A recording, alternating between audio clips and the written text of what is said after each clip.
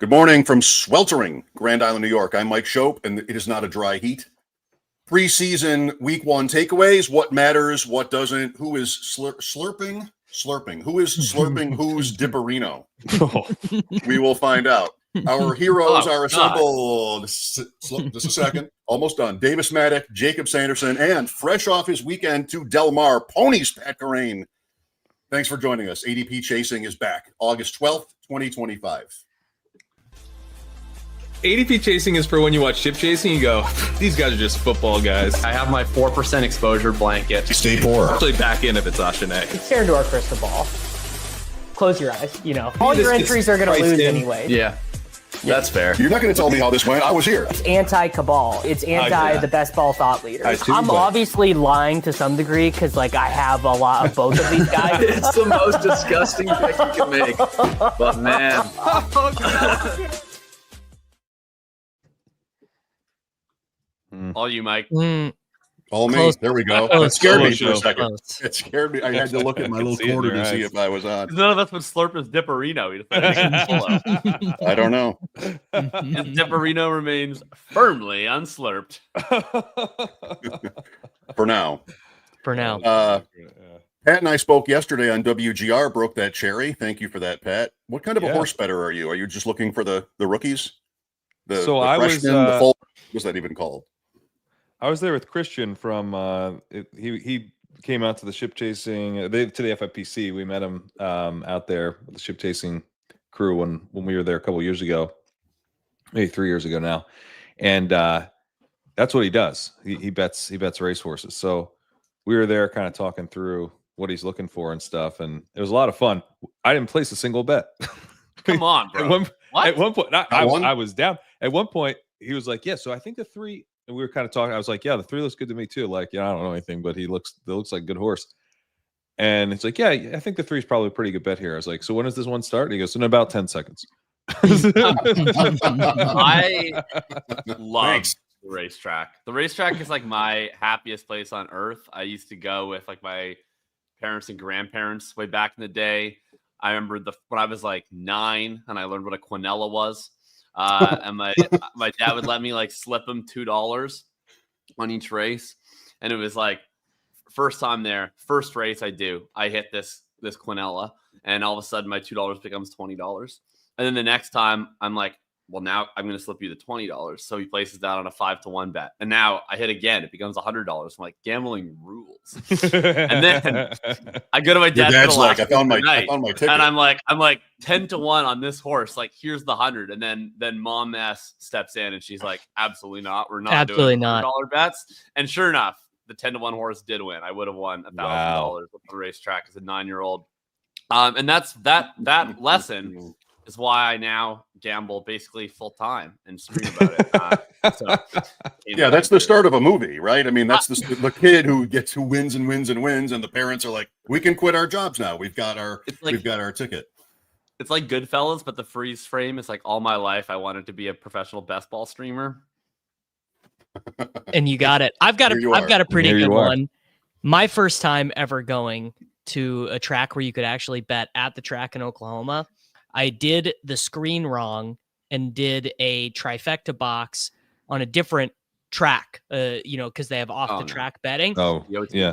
So I thought that I lost my ticket because I'm watching the horses and I'm like, well, this is a loser. I go to the box. I won the trifecta box in Charlotte, North Carolina or whatever, and paid for everyone else's bets the rest of the night because I won $800, not knowing that I won. Super long shot trifecta. Awesome. Who's this guy at another racetrack? What did he know? And you were banned. You were banned from betting at that track immediately. Buddy, we gave it all back. There were 8 more races left. We gave every dollar back trying to hit a trifecta box on the rest of it. That was what happened to me. We had our work party at the racetrack 2 weekends ago, and I hit the first race of the night, and I was like, "Let's go!" And then I think I ended up coming out even. I was just that's okay. All back to the track the rest of the night. That's okay. At least you had a night. I'll try to balance this out and go, slappy. Here, Davis, I was in Wichita 25, 30 years ago with a indoor soccer team I was broadcasting, the Buffalo Blizzard. City. and they had a dog track, and it was the dead of winter.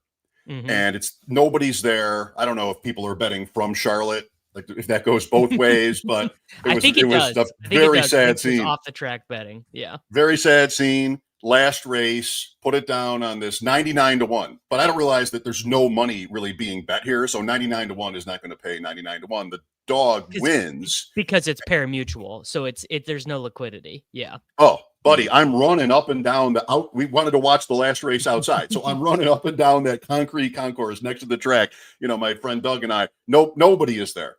And I just imagining the riches I've just accrued by this. How much did you put bet. down on this dog? I mean, $5 to $10, not a lot. Okay. Just whatever seemed like a little bit good. $20, whatever, maybe $20. And I just remember that it paid almost nothing. If it was $20, it paid 21. Yep.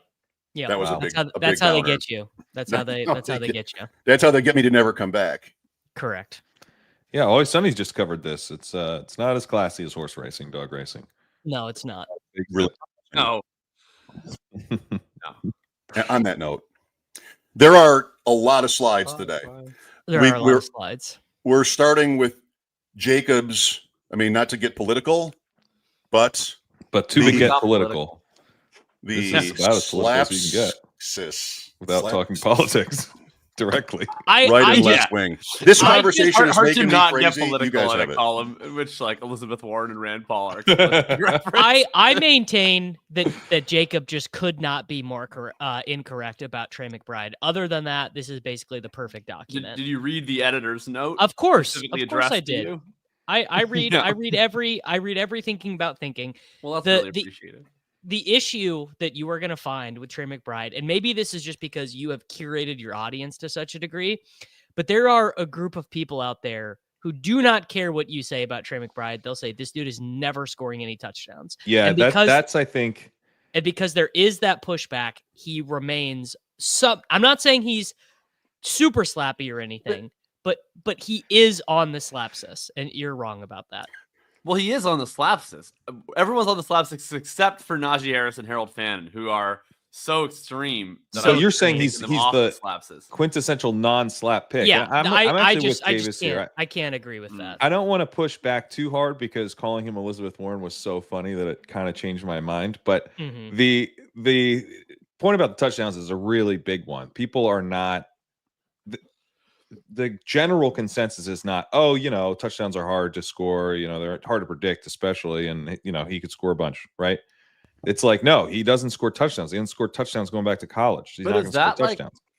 But I don't think that's like a slappy thing to say, to be like, well, actually, touchdowns are variant and they can. No, but it's slappy to take a guy who's never. But it's slappy. It's what it is it's slappy to say that there's something inherent to Trey McBride, that there is a glass ceiling on how many touchdowns he can score. That is a slappy ass statement, and that. I was saying it's slappy, right? Exactly, Davis. That is a slappy it. statement, and that is not the people who are drafting him. That's why he's non-slappy. He's clearly correct. You've nailed exactly what my opinion is. No. You guys have 3 more minutes on this. No. Nope. And also, brother. and also the idea that Chris Olave, who has never scored 20 half PPR points in his life, is not slappy. I also push back. I have a fundamental disagreement with you, I guess, on what a slappy player is, because to me, all of these players, we don't score touchdowns, boring players, are inherently unslappy. To me, the slappy is big dreams and hopes and vibes, and that includes scoring touchdowns. The players who are actually they project a little bit better if you regress their touchdown rate closer to league average. That is not a slappy player to me. No, I agree with that. But that is the opposite. Those guys that is a left wing player, because the right wing player wants the players who score touchdowns. But that is not a slappy player to me. But McBride hasn't scored touchdowns. I think the reason that McBride has some slap to him is that he hasn't scored touchdowns, and yet is being drafted like he will. To an extent.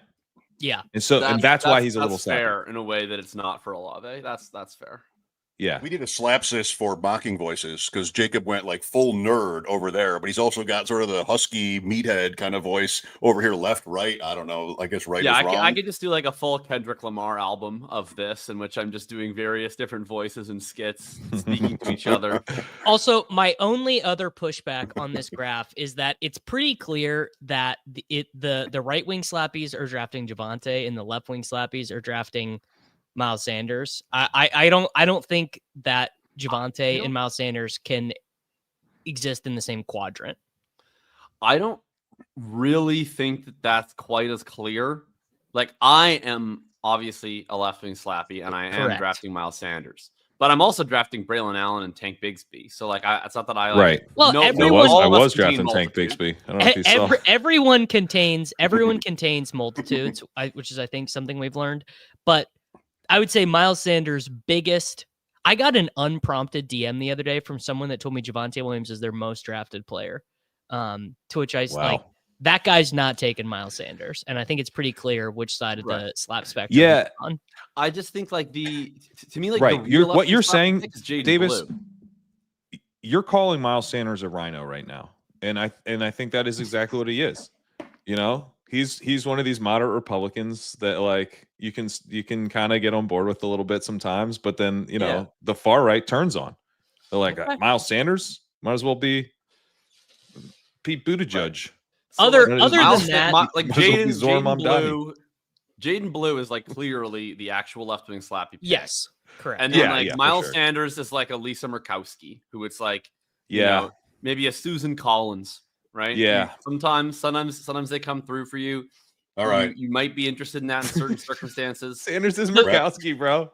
Wrap it up. The bottom. I'll just say this, and then we can move on. The bottom right Williams quadrant, alligator Alcatraz. The bottom right quadrant is perfect. These players in the bottom right quadrant, chef's kiss, absolutely, exactly what you would imagine. I think Marvin Harrison is a little more centrist than you have. That was my only real note. I'd also like to congratulate our man Zach Lenars for crappy Pats to stack with May. Crappy bottom Pats. left.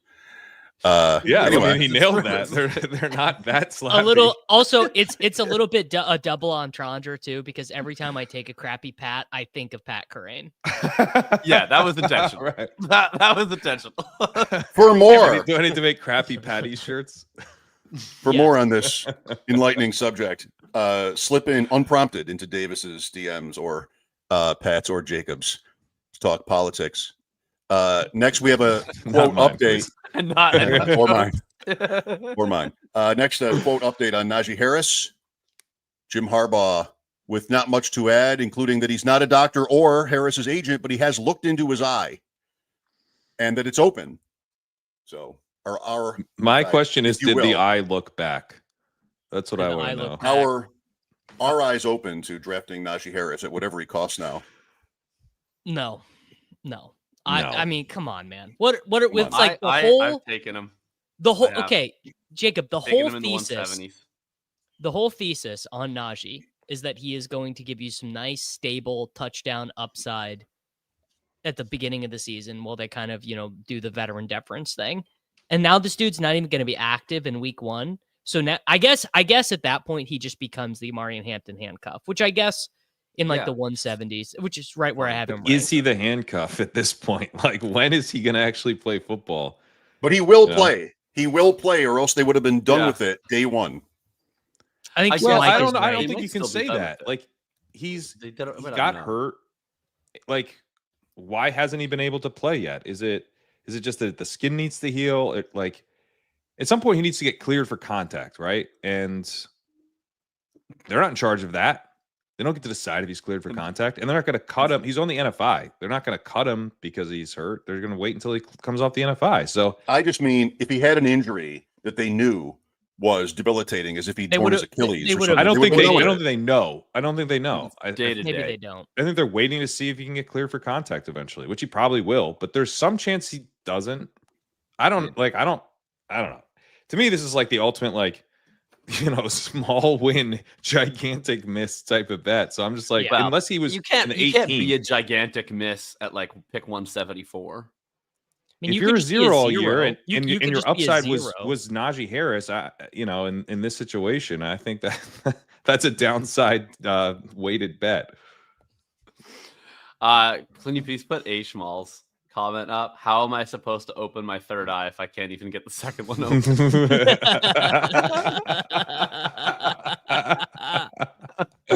That's a good point.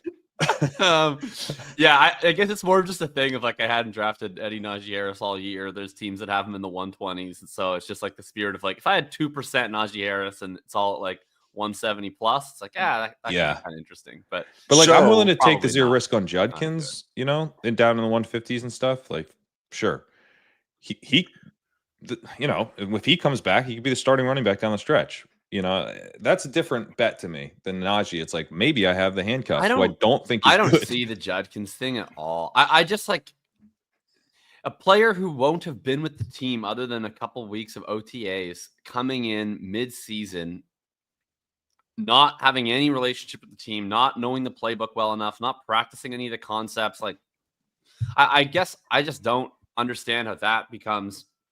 Yeah, and then 2 weeks later, just starting running back for the Cleveland Browns. Not 2 weeks later. I mean, he's what? He gets suspended 6 games. At Give him best, 6. probably. How many? I said probably at best. Like that's at best would be 5, which is what his teammate got last year for domestic violence. His teammate got 5, but that was 5 after doing 3 games on the exempt list. So he really got 8. I think he was on 5. I think he was on the exempt list for 5. Jerko's. No, he was on the exempt list for 3, and then he got suspended for 5. This was a safety? It was the DE. He was on the exempt list for 3. So by the time that the plea deal came through, he had already been on exempt for 3, and then he got a 5-game suspension on top of the 3 he missed from exempt. So it was a total of 8. It was on top. Okay. Yeah. All right. So let's give him 6, which maybe is more optimistic than I was thinking. But you could he has 6 weeks with the team after that. And now he's playing. I still am like at these prices. I think that's like kind of interesting actually.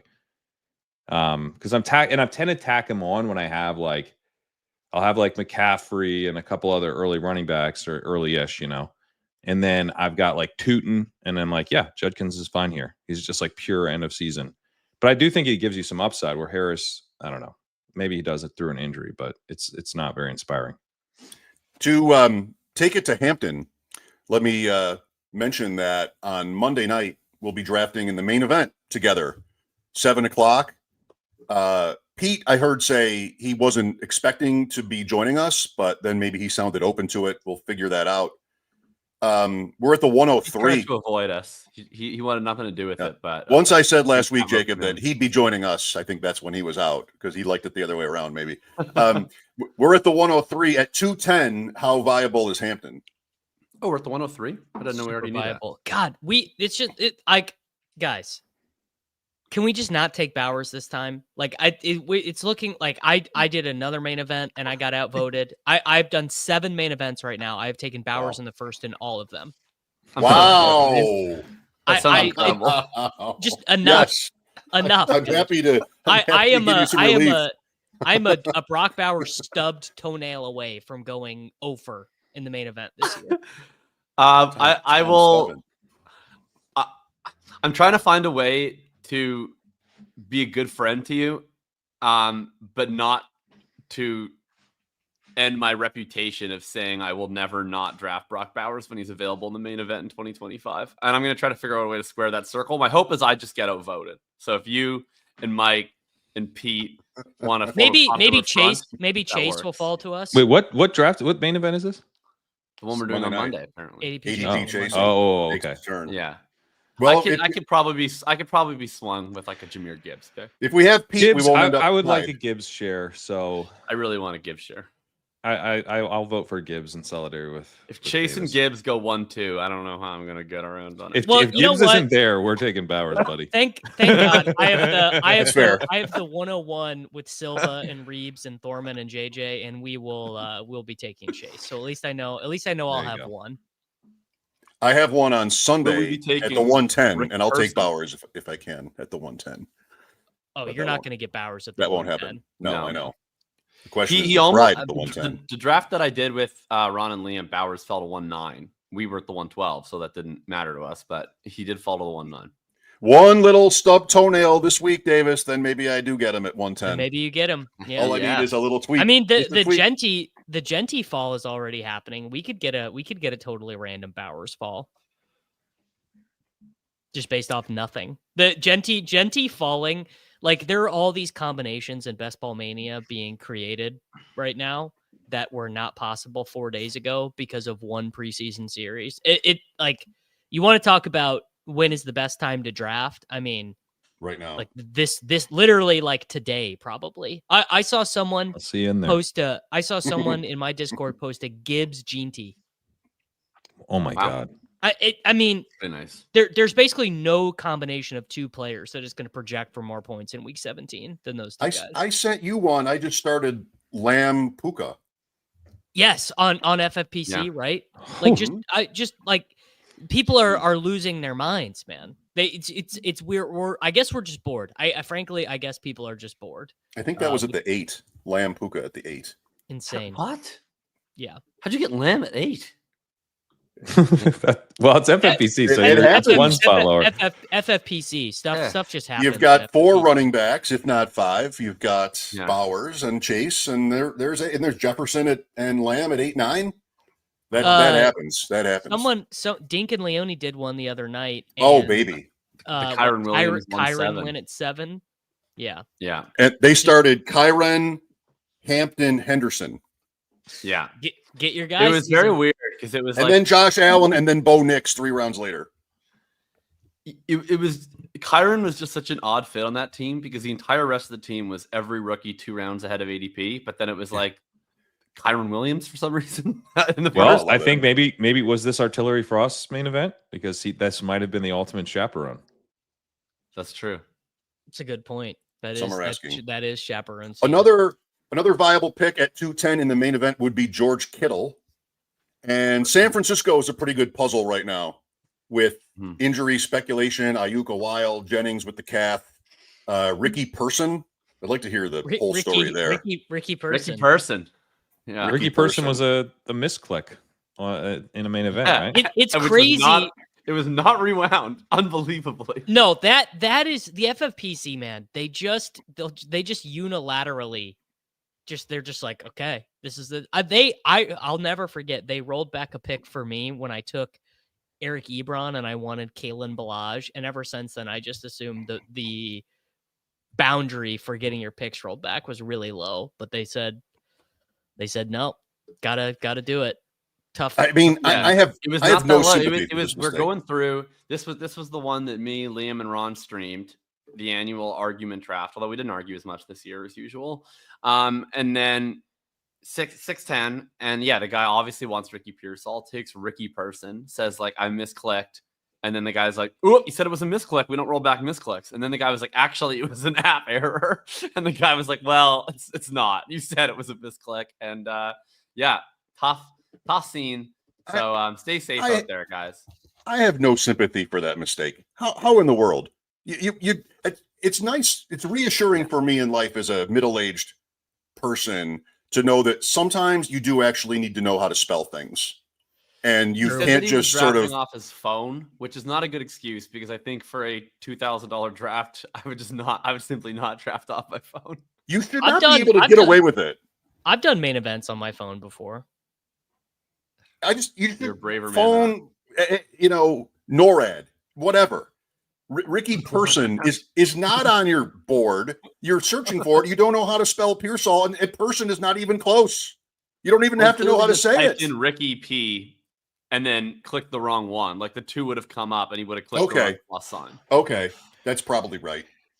But they roll back auto draft. You can just let the clock expire and they'll roll that back. We'll only roll back auto drafts. We won't roll it back if you click the wrong player, which makes no sense. It makes no sense. That's a terrible rule. Not always. Not always. Well, I was in the hard way, and Todd Burrows was late, and 3 rounds went by, and he's like, "Sorry, guys," and they would not let him. Maybe that's because it was 3 rounds. They would not let him have it back. And he went off. He went off in the chat on them. It was a sight to see. San Francisco, Pat, is the next slide here with Kittle, Pearsall, and then also, I guess who? Jennings and Ayuk. Are there deep dive names here we need to know? Their deep dive guys keep getting hurt. Cowing's injured. Watkins is injured. Demarcus Robinson is going to have a 3-game suspension for DUI. Who are you even? Amir Abdullah, season-ending IR. It's over. Yeah. He got hurt. So they signed Jeff. They signed. Okay, I almost said it. Who do you guys think they signed yesterday? They signed Jeff Wilson. Wilson. You ruined it. You guys are too online. No, but I only knew because you started to say it. It would have been more fun to be like, it was Tevin Coleman. They traded a conditional 7th for Raheem Mostert for loss. Like so many different. Joe Williams came back from the UFL. Not Breeda's got to be available. Yeah, the only healthy 49er extinction event, buddy. Christian McCaffrey. Guys he's feeling great. Christian McCaffrey. Yeah, he looks great. Has not missed a day of OTAs or training camp. No limitations, full practice. Keep. It's just insane, man. He was a 2nd-round pick when this contest opened. You want? Okay, there you go. There's combos. I would take him at 103 in the main event. I think he's just a way better pick in the main event than in Best Ball Mania. I think format matters. Okay. Sure. I got no issue with that. So Jacob, you're saying you'll take CMC over Brock Bowers? Well, no, but Davis has ruled against Brock Bowers by fiat. The real reality, Davis, which is not a world I've ever I thought lived you in, liked Bowers. If we were to live in that world, well, I guess Jacob Sanderson is not that into Brock Bowers. You want to know what the real reality is? Is that McCaffrey probably we're going to look back and be like, yeah, he probably should have just been the 101 the whole time. Well, yeah, I mean, I'm currently, I haven't pressed publish yet, but I'm in my 2nd entry of the Hitchhiker's Guide right now, in which I'm discussing McCaffrey. And it's like, yeah, he's really boring to discuss. He will either be a top 2 running back or he will be injured for like 10 games. Like those feel like the only 2 possibilities. So like, certainly if he stays healthy, there is like no doubt in my mind that he will be one of the highest scoring players in fantasy. They have such an he's Schrodinger's cat. He's fantasy football Schrodinger's cat. Like either the cat is dead or you are dead if you don't have the cat. I also think he's kind of at this point not that interesting to discuss because he goes in a spot where there's like not a lot else to do. You know, it's Jefferson's off the board. You know, the rest of the running backs are off the board, and then it's like him versus Puka. Well, I was kind of on the Puka side of that until the Stafford stuff, but I'm not now.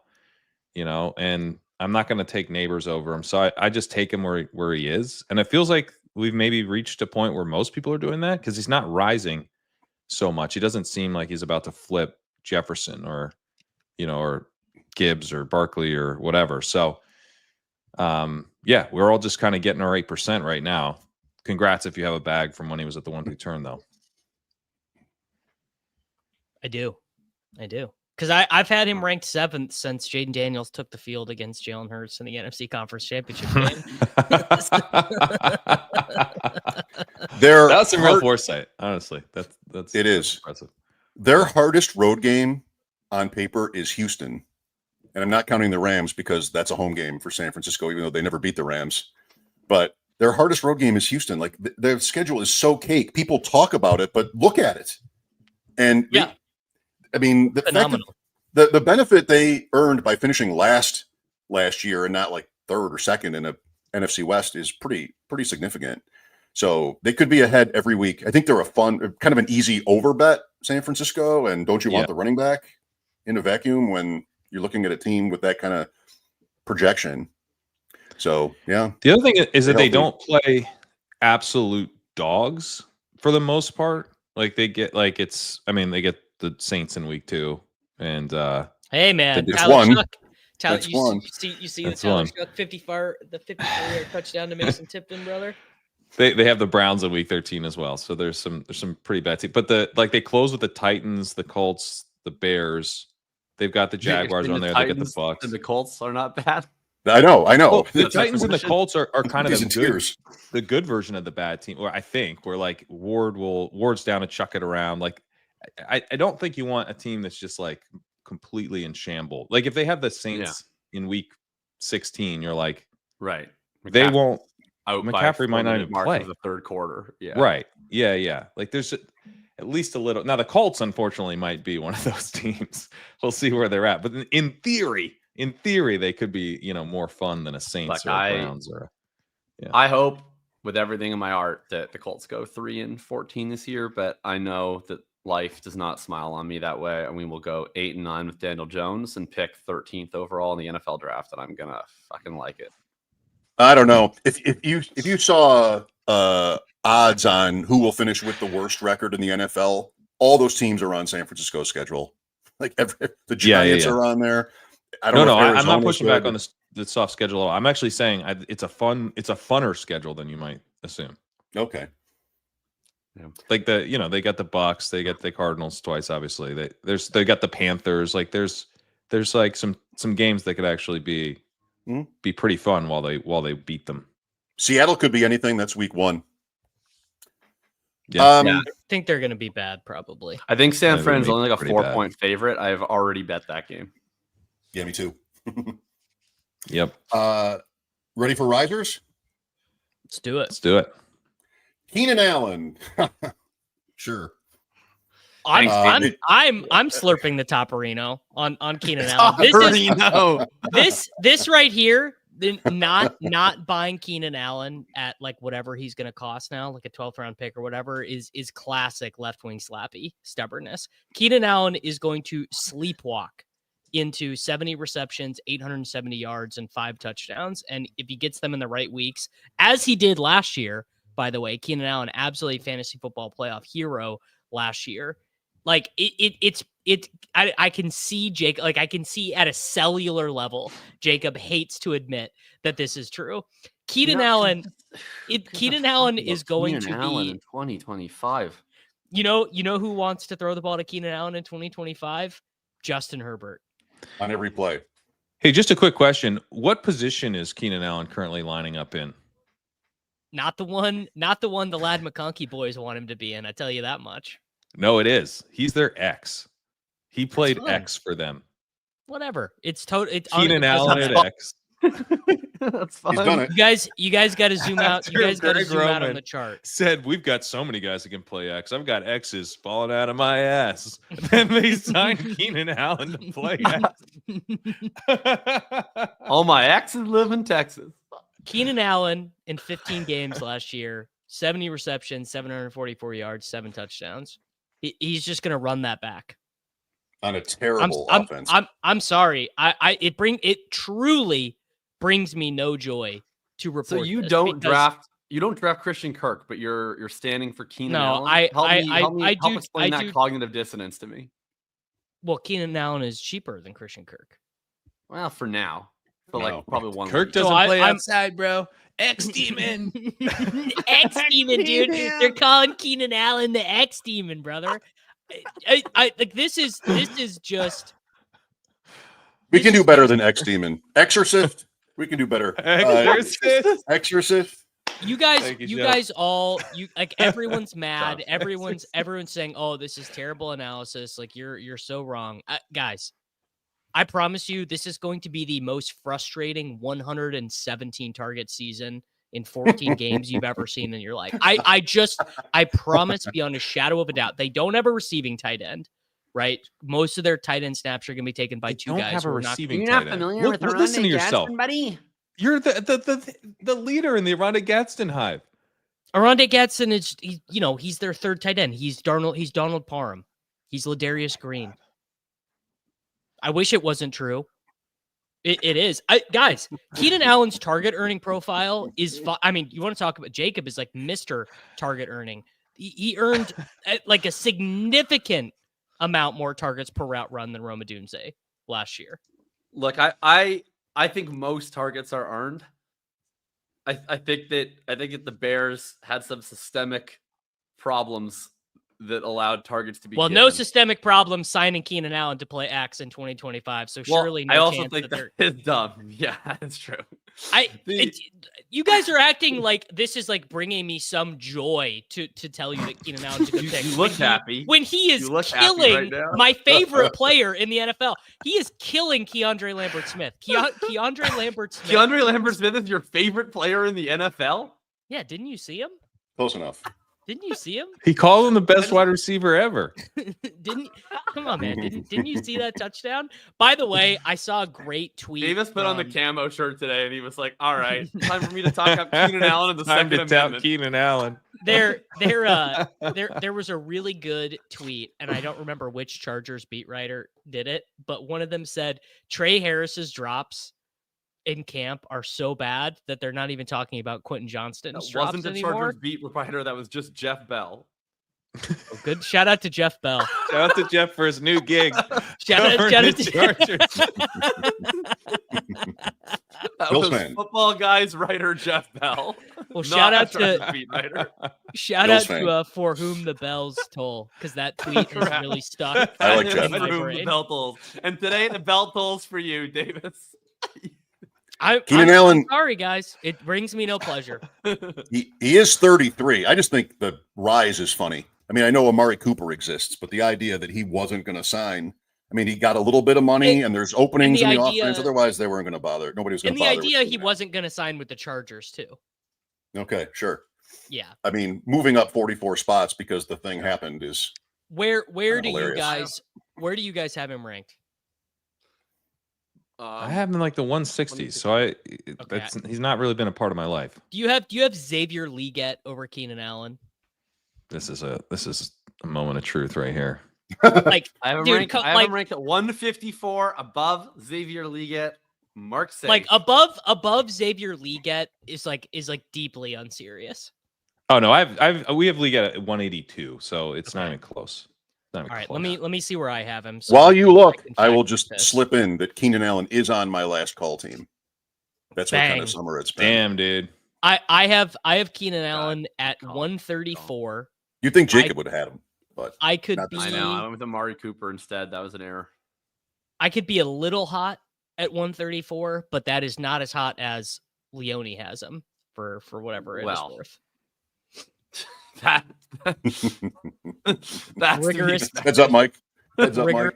Statistical Incoming. analysis there. I do have one take on the Chargers receivers that I want to get out there that's Yeah. somewhat related to Keenan Allen.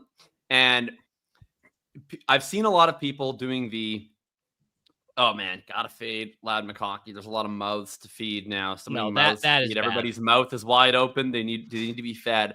And I just want to say there is a fundamental misconception about how target competition works that continues to exist.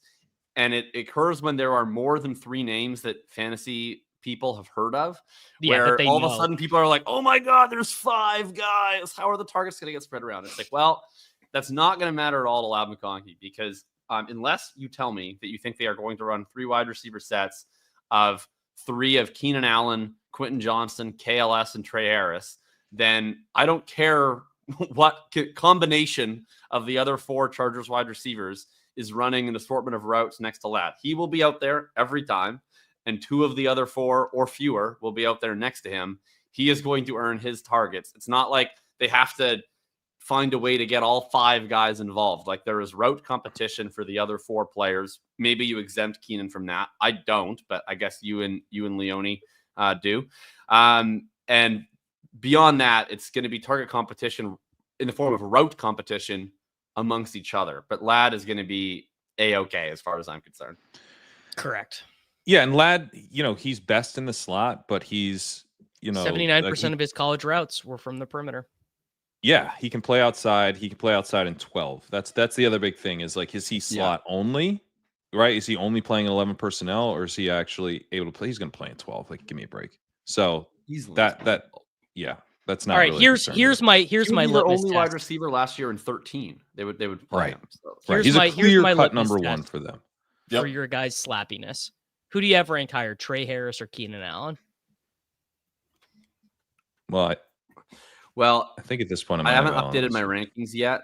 So currently it's Trey Harris, but I've been meaning to do a rankings update today, and it will be Keenan Allen after that. I have Keenan Allen like 15. It's Trey spots Harris ahead. for me. Yeah. Still. Yeah, still, but maybe not for me. It's going on the to-do list. Take a little peek at that. Trey Harris is you know what Trey Harris is giving? It's giving a little Jalen Polk. Just a I was little. gonna go with Denzel Mims. Oh, good. I wasn't even gonna be that mean. That's dark. You could do either. Yeah. I don't love that he has 2 targets, 0 catches on 25 preseason routes. I don't love that like all of the film people that are watching preseason are like, Trey Harris doesn't look very good. I don't love that he's getting outshined by a fellow rookie in camp, and they signed 38-year-old Keenan Allen. Let's keep making him older for the rest of the show. I think eventually we'll be able to get him. Yeah, overall, I would say the vibes on Trey Harris, they're not what I'd call good. And I really like Trey Harris as a prospect, but I am concerned. The other thing that's tough about Trey Harris is that, like, when you think about what his path is to value, I thought it was going to be like he's this big-bodied X type, he's not going to get a ton of separation, but he like serves a purpose for the offense, and he can be kind of this yards after catch guy. But he's not playing X. He kind of immediately got dusted by Keandre Lambert-Smith for the X role. He's at Z. He seems to be like kind of their backup Quentin Johnston right now, which is kind of an interesting thing because he is a yak guy. Maybe that would ultimately work, but it's concerning that, that's probably not what they drafted him to be. And they maybe already changed the plan for him. So yeah, like in some ways, if you think about who's more likely to return value as a 2nd round pick, I feel like a tad better about Jack Besh as he's playing on the outside. The vibes there are also not very good. They're better. I think they're actually better. They're better because it's Besh's stuff has more been like, oh, Thornton actually has been this like nice surprise as opposed to at Besh is brutal. Yeah. Yeah, Thornton is the Lambert Smith. He's got to go through Keenan Allen. The issue with Besh though is like, but the problem is they're going to play so much 12. I think so. Like the fact that Thornton, they are going to play a lot of 12. It sounds like Thornton is kind of locked up the X role, which means I assume their 12 personnel set is Bowers, Mayer, Myers, Thornton. So Besh is like battling for Trey Tucker to play 11, which on the Raiders, I think is not that valuable. If you're only playing an 11, that might be like half the routes.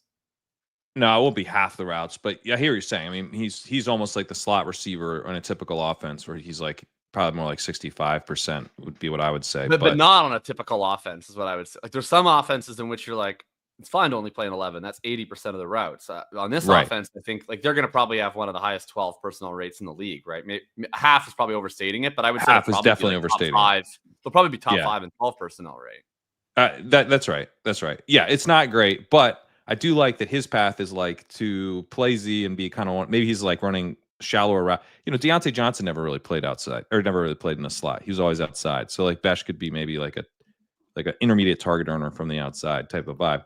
I'm like starting to see the vision a little bit, even if it's not.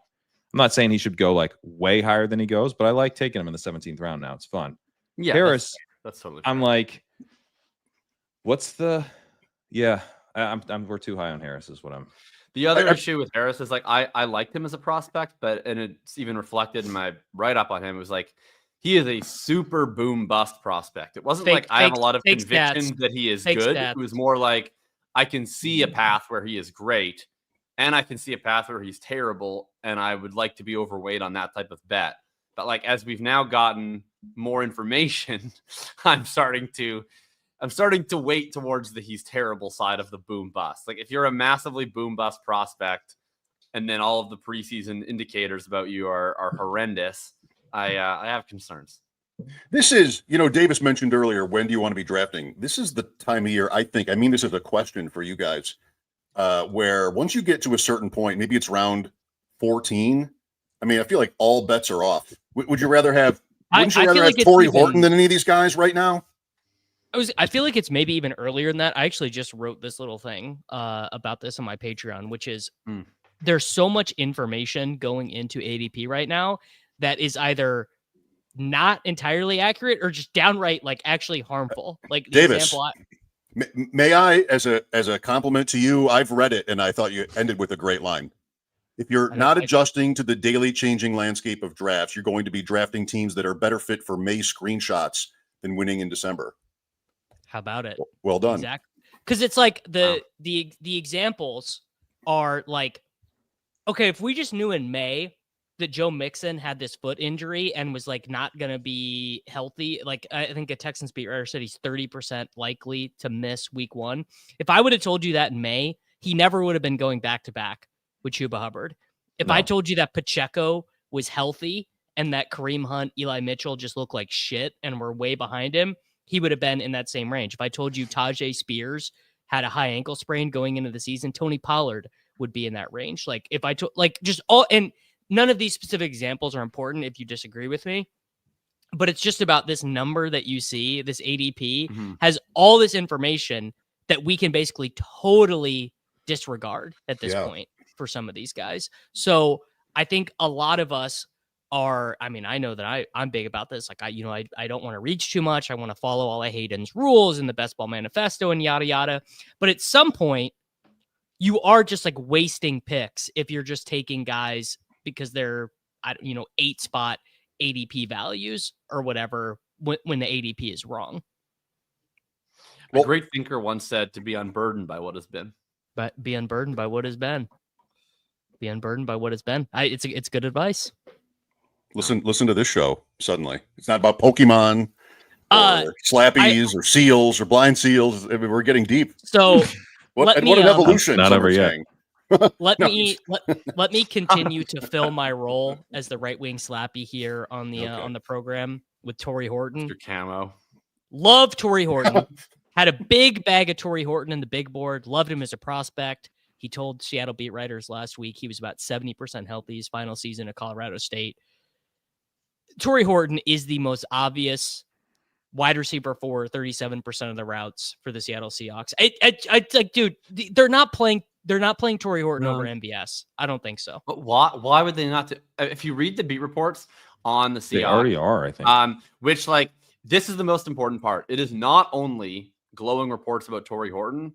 It is paired with really bearish reports about MVS. It would be one terrible. thing. MVS is awful. Well, I know, but it would be. But beat reports don't normally say that about anyone. Normally they're like, they love what he brings to the offense or whatever. Super Bowl experience. You read in the same paragraph, Tory Horton caught, his 7th touchdown of the week. And then the next one was MVS has not made any plays. So it's like, I just think, I disagree. I think Tory Horton is going to be the 3rd wide receiver on this team sooner than later. MVS, I think he is right now, to be honest. Potentially at risk of getting cut. And then you have this scenario where, I don't think Cooper Kupp can actually play in 2 wide receiver sets. I think they're going to obviously try that. But I think that there's an out where halfway through the year, they're like, this offense isn't working.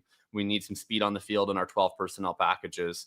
Let's play Horton on the outside and in 12 personnel over Kupp. And Kupp can be a 11 personnel only guy. I watched that whole game, and he came out when Locke went out, I think. So they were, they used Kupp didn't play. They used him early. Of course, neither did Smith and Jigba. I mean, but all the signs were good. Horton is good. I would not be surprised if Horton is more efficient on the targets and is better targets per route run than Cooper Kupp this year. I really wouldn't be. Because I think Kupp is erring on the side of being totally done. But sorry, Davis, let me read this list for the audio listeners, which I think is redundant. Keenan Allen, Travion Henderson, Tank Bigsby, Jacory Croskey-Merritt, love to see it, Omarion Hampton, Chase Brown, Emeka Egbuka, Keaton Mitchell, and Horton. Loved seeing Mitchell break a couple in that Ravens game. Have a lot of him over the last couple of years in Dynasty. Love to see that. Croskey-Merritt, good signs also. Oh, yeah. Egbuka, everybody's into him. 100%. What? Just real quick on the MVS stuff, we've gotten some pretty accurate, really bearish reports over the years, like the Kenny Galladay stuff from New York, where they're like, this dude straight up can't move.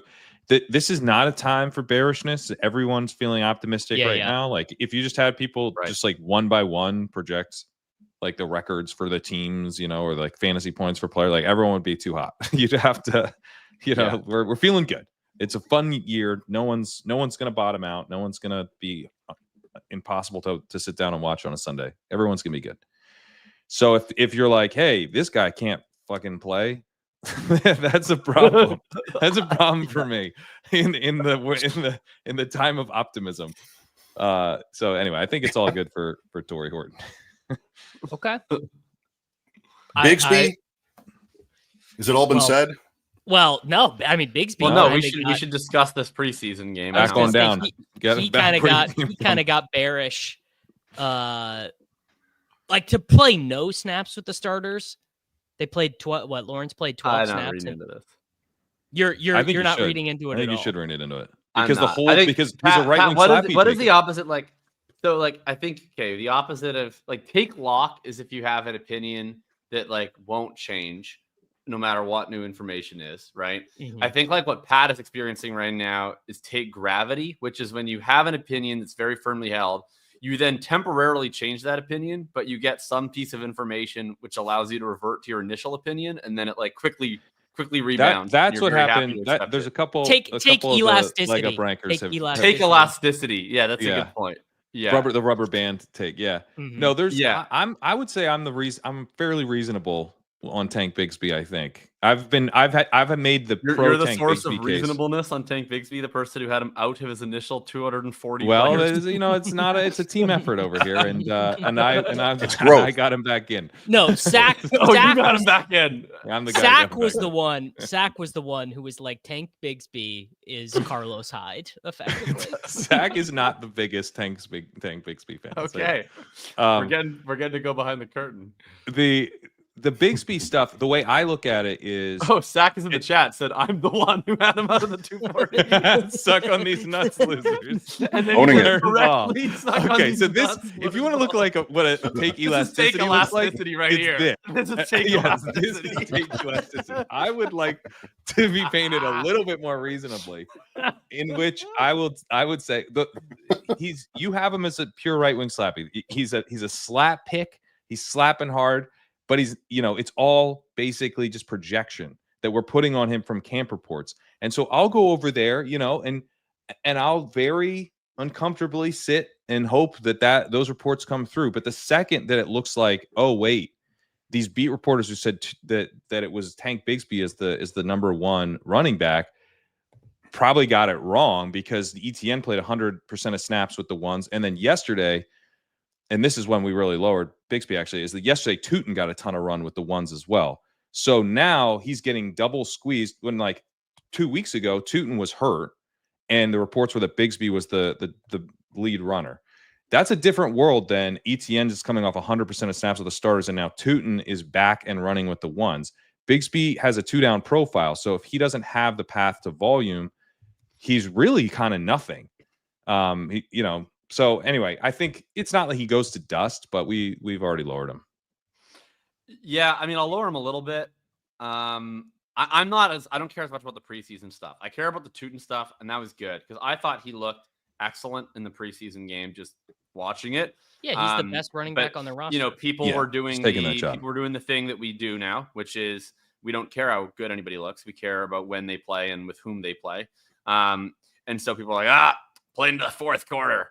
And then what was nice was that, Liam Cohen also loved how good Tootin looked. And so he ends up getting more reps with the ones. I thought that was great. The preseason ETN stuff, to me, I don't really care about, because I just don't think that is like a remotely plausible way in which they operate their offense this year, that ETN is like a complete snap dominating workhorse. So like when the usage is like so clearly not what the offense is actually going to look like, then I don't think that what they're trying to do is replicate what their offense is going to look like. So I don't really care that much about it. Like it's obviously going to be some form of committee. So to me, this was just a scenario of they were like, yeah, ETN's going to get the first drive. And then what it does though, it's even for trade or whatever, but like that just seemed to me like deference to a pedigree player. Same. Well, it confirms that he is like their number one running back though. They could have put Bigsby for those drives. If Bigsby, because the thing is, like, Bigsby needs to be the number one runner. Like in order for him to be a good pick in this three-way committee, he needs to kind of have a lock on the like hammer running back role, and you don't give a guy 100% of snaps, another dude 100% of snaps with the starters if Bigsby has locked that up. You would give Bigsby if Bigsby played 100% of snaps to the starters, we'd probably overreact to that. I'll give you that, but I don't know. It doesn't seem. No, I think it would matter a lot more if Bigsby did, because ETN is the first round draft pick. It's a bigger organizational signal. If you were to do that with Bigsby, it would be like a big signal that says we've moved on from Travis Etienne.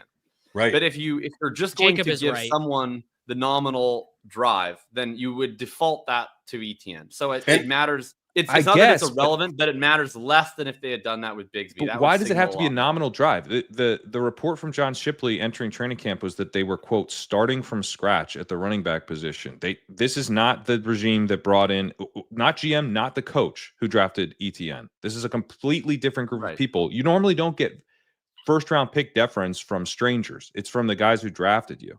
So I think that. He probably has shown more than it was reported he's shown in camp to get that. I just think that every team operates preseason differently, and some teams operate preseason in a way that mimics what they will do in the regular season with their rotations. And some teams don't. And some teams, we've seen this through several teams every preseason, we give this running back a drive, then we give this running back a drive, then we give this running back a drive. And that is not necessarily how they operate in the season.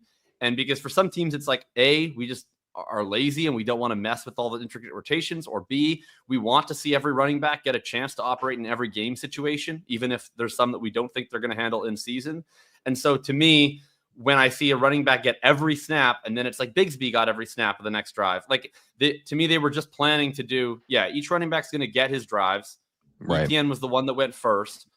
And they weren't going to play all of the other starters multiple drives. So that's what happened. But I think it's like, maybe not a nothing burger, but I think it's like a way closer to a nothing burger than a signal for how they're going to operate their offense, because we have seen this from several teams in preseason. They don't necessarily mimic their situational running back usage with how they operate. Yeah, and to be clear, we lowered Bigsby yesterday after the Tootin stuff. So that's when I'm like, all right, if Tootin's running with the ones again, and he looked good in the preseason game, and he got down, he knew the situational football to get that last minute field goal. He's Cohen loved that. So there's I agree with the whole commentary here from Jacob. It's less, put another way, it's less important for some teams in the preseason to evaluate their players in these games on such a small sample than it is to not give out information about what they really are planning to do. So, if you're comfortable in your own skin and you've got the political aspect where this one player is highest paid and the veteran, and maybe he's even being shopped by starting this game, other reasons to sort of think the same way, which is that I feel like this is also one where they really would rather you be confused than evaluate Travis Etienne in a first quarter preseason game at this point. Yeah, I think it's more likely that it means something than doesn't, but maybe it's not. It doesn't. And then I don't comment here pointing that Etienne then or Bigsby then yeah. played, a decent amount of work, which is not what you typically do with a valued starter. So it's just and again, my whole Bigsby case rested on the idea that he was the starter, that he was going to be the, not like an every down back starter, but I mean, he was going to be the guy out there on 1st and 10 because he's the guy you trust most as a runner. And if that's not the case, I just have so little interest. I'm not that interested in Bigsby as part of a 3-down committee in the 120s. Like, no, I'm out. I'm back into the 150 range again. It's not like you couldn't possibly draft him under any circumstances, but he got up here with the idea that actually Bigsby's the starter now, and that looked premature. Mm-hmm. Yeah, I don't know. I'll disagree with you on this one. I also saw in the chat though that I want to address because I think it's very different. Chad Candles in the chat said everyone's panicking about the Jets running backs because of that usage in 2 drives. That I think is fundamentally different than the Jaguar stuff, because to me, it's when a team goes out of their way to hyper micromanage usage in the preseason, I way more buy that micromanagement is indicative of the regular season plans than when a team actively doesn't micromanage preseason usage. And it's just like your drive. Like the fact that the Jets played the starters and on that drive, like I would be saying this. Well, I guess like had Breece Hall played all 10 snaps, that would be good news and that it would be way better than what happened. But it would also, I think, not tell us that much about their rotation if they were like, yeah, Breece's drive and then Braylon's drive and then Davis's drive. But the fact that instead they were like, no, Davis is coming in for 35 plus. They did down and Braylon is getting like a couple, and then Breece is getting this. It's like, yeah, that probably is what they want to do because they took the time out to like very specifically curate their rotation. That I believe that is their current plan for that rotation. Does that mean that whatever their current plan is the plan in week 1, or that week 1 plan is the plan by week 14? Who knows? But like, because they took the effort to do that, I have no real doubt that rotation is their current week 1 plan rotation. Yeah. That I agree with. I mean, I think that was more concerning than the ETN usage, unfortunately, as someone who wants to be in on Breece. And I'd also note that the Raiders behind Genty, I believe their running backs entered the field in order of age, like descending age. So yeah, you're right. There's some element here of maybe they didn't put that much thought into it. But again, the like no thought, let's just gonna throw ETN out for a series, then let's let Tank run out there for a while, and then let Bigsby. It does at least seem to me that that's probably the order of the depth chart right now. And because Bigsby doesn't catch passes, I just think, yeah, I just am not that interested in him at one. He should fall, right? Like, are you guys taking him in 128? Sorry, Bigsby? Bigsby. Yes. No, I'm moving him down because there's other guys I want to take at 128, but I'm not moving him down to the 150s. Yeah, I like moved him he had down flipped a smidge. He had flipped Tootin. Yeah, like I would at this point, I'd rather have Tootin again. I would rather take Dylan Sampson than Tank Bigsby. No, I would rather take Jaden Blue than Tank Bigsby. Yep. Jaden Blue over Tank is crazy, dude. Jaden Blue has a bone bruise on his heel right now. Cool. It'll heal. Like, I mean, I was going to say famously as though my main event streams are famous, which they're not. But like, I mean, Liam and I just got into this big fight about Jags running back versus Dylan Sampson. I'm way more bullish on Sampson than I guess anyone. But I would rather have him than Bigsby solidly. But then I would still rather have Bigsby than like the straight up handcuffs. Sorry? Oh, what college? Yeah, he's a VFL. Yeah. Yeah. Okay. What college? That's like why I'm not a reliable narrator on Hollywood Brown. Like or Marvin Mims, perhaps. Marvin Mims. I mean, here we go. We should clear an hour out for this because this is the dumbest take. It's not dumb, but you were obfuscating so hard on Marvin Mims that I couldn't even believe it. I was making an awesome Jurassic Park reference. No, Leone hoisted you with your own petard. Actually, Leone's been wrongly out of Marvin Mims, market on Marvin Mims the whole season, and the Marvin Mims people can enjoy their victory lap right now because they won't be enjoying the 2025 NFL season. Yeah, because famously Marvin Mims has been bad when he's been on the field. He's only been on the field to do the only things he can do. He can't play wide receiver. It's preposterous. This is I was just arguing about this with Ben Gretch, actually. Yeah, and Gretch is right, and you're wrong. No, because I'm ultimately going to be proven correct because Sean Payton knows what I know, which is that when a player plays as well as Marvin Mims has done in a limited sample, instead of targeting Devon Vele or Troy Franklin, you simply give the player who's been really good greater opportunities to see what they can do. Now, if Marvin Mims plays poorly, can't win over the middle, yada, yada, whatever, then yeah, it's going to go back and he's going to average 2.3 yards per route run on 40% of the routes. What but I don't think that's going to happen. Think he was against man coverage in his second year in reception? Literally nothing is less convincing to me than percentile versus man coverage. Like this. What percentile out of 100 do you think he ranked in? Bad. 100 being the best. I'm sure he's terrible against man. You would want him against percentile. The first percentile. Literally so non-convincing to me. Look up his zone. From that, how many routes did he even run against man? I'll look that up. So. It could not have because he didn't run that many routes overall, so it could not have possibly been that many routes. And why did they not let him run any routes against man coverage? I'm not even. So I don't think you are your prior of like, I don't think Marvin Mims is any good, and I think the reason why he doesn't. He was in the 22nd percentile against zone, by the way, so a lot better than first. But It doesn't matter. This is kind of the archetype, actually, of the sort of player I would think that famously a left wing Slappy would be in on. He's right wing Slappy now. Yeah, maybe centrist. He's a little centrist because it's about. But the right wing is having its moment with because he got the preseason usage. Yeah. He's out there all the time. He's in the Jameson Williams centrist Slappy. Yeah, he's a Jameson Williams centrist Slappy. Yeah. Honestly, like he's like Jameson Williams on the Broncos is what's happening right now. Yeah, it's because Jameson is the ultimate centrist Slappy. He's a centrist Slappy. I think that is Marvin Mims, Jameson Williams. Like I'm noticing a trend here. Marvin Mims, if this is indeed his role and he runs 80% of routes on the Broncos, you guys are so fucked. It's like he's gonna finish as like the 28th highest scoring wide receiver. I just in fantasy don't football. I just don't care how many routes he runs because to me he's already what he did last year is what he's good at. So I think that if he runs a bunch more routes, that like you can't. You're taking his yards per route run and projecting it forward into a bigger role, and we're in our minds his yards per route run is like shrinking the more routes he runs. Green. What I'm doing right now.